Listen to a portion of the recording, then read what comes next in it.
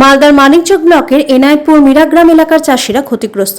চাষিদের অভিযোগ, কালিন্দ্রী নদীর জল বেড়ে গিয়ে মাঠের ফসল ডুবিয়ে জল গ্রামের দিকে আসছে। ইতিমধ্যে মিরাগ্রাম এলাকার বেশ কয়েকটি বাড়ির আশেপাশে জলমগ্ন কয়েকটি বাড়ি।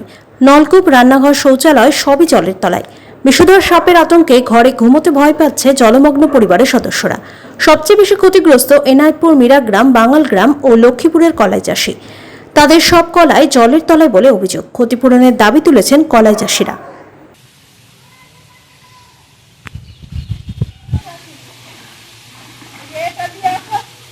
এই মাঠটা মানে একটু সামান্য টাইতে একটু মাত্রা আছে, সব ডুবে গেছে, গোটা মাঠ ডুবে গেছে।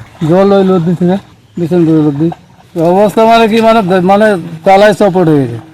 এটা টাড়ি তো আছে, একটু আছে, তালায় বেশি ডুবেছে। ধান ডুবেনি, ধান বাইরে গেছে, বাইসা আছে।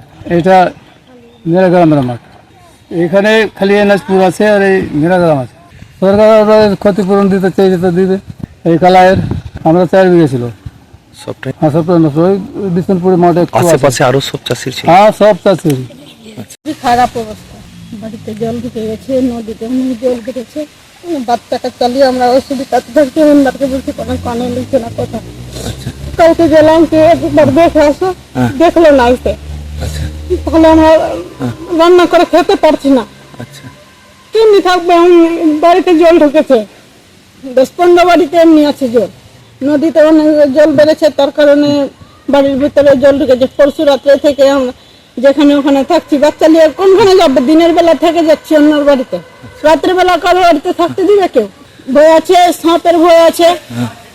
বাচ্চাকে নিয়ে থাকতে পারছি না, জল আছে, জলে কোনো রকম যদি ডুবে যায় সমস্যা অনেক রকম আছে। মেম্বারকে বলছি, কানে কথা নিচ্ছে না। বলছে দেখবো, আগে ভূতনিকে দেখবে, তারপরে মানে এখানে হবে। তো আমরা তাহলে ডুবে মারা যাই। ওরা কানে কথা নিচ্ছে না। আমি কালকে গেলাম মেম্বারের বাড়ি, কোনো কথা নিল না। কলাই আছে ডুবে গেছে, ধান আছে, ধান ডুবে গেছে আমাদের। আমরা ওগুলাই নিয়ে মানে কৃষক আছি, আমরা ওগুলাই নিয়ে খাচ্ছি, কাজ করছি ওটাতে। তো আমাদের জল ডুবে গেছে, মানে এখন কতদিন লাগবে বেড়াতে কোনো গ্যারান্টি না। মাসও লাগতে পারে, 1.5 মাসও লাগতে পারে। তাহলে আমাদের কোনো সমস্যা তো সমাধান করতে দিবে? কোনো সমস্যার সমাধান নাই আমাদের জন্য।